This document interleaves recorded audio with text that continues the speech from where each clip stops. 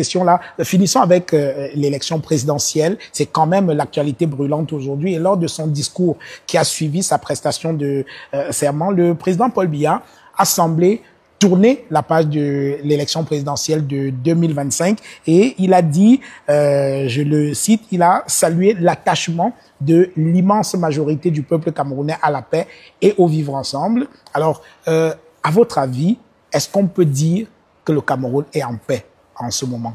Non. Non. On ne peut pas dire que le Cameroun est en paix quand même, au vu des situations. D'ailleurs, les arrestations massives qui sont au Cameroun, j'ai été contacté l'autre jour par des gens dans mon village de Batié, qui criaient, qui me disaient « Oh, on a attrapé les tels. » Pourquoi? Parce qu'ils sont restés à la maison.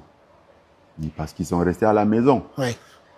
C'est-à-dire ils ont répondu au mot d'ordre en ville morte. C'est même pas ça le problème. Le problème, c'est que le Cameroun était un pays particulier.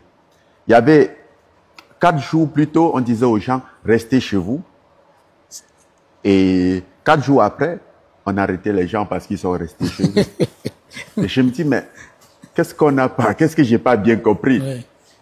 En restant chez eux, qu'est-ce qu'ils ont fait? On les a attrapés. Et ils sont où? Tribunal militaire. Tribunal militaire? Oui, tribunal militaire.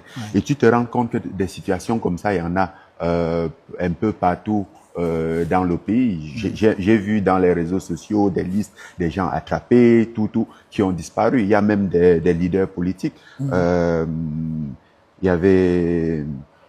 Anissé Kane. Il y a Anissé Kane, Oyono. Le professeur Abba Oyono. Et Parfum Voum. Djokam Tchameni également. Oui, Djokam Tchameni. Avant lui, il y a eu les Alain Fogué, Bibou Nissak et plein d'autres prisonniers de la crise anglophone. Oui, ça, malheureusement, je ne suis pas à jour dans le contexte politique, mais ça, c'était l'actualité. C'est plus récent, de l'heure. Voilà. Et tu vois ça et tu te dis, mais qu'est-ce qui se passe?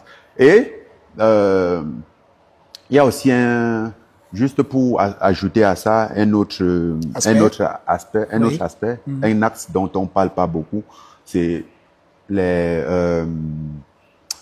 comment on dit, les exilés politiques. Oui. On peut pas être dans un pays où presque tous nos intellectuels, une partie de notre diaspora ne peuvent pas rentrer au pays. Il faut qu'on regarde la vérité en face. On est mal barré là, on est en train de se sombrer.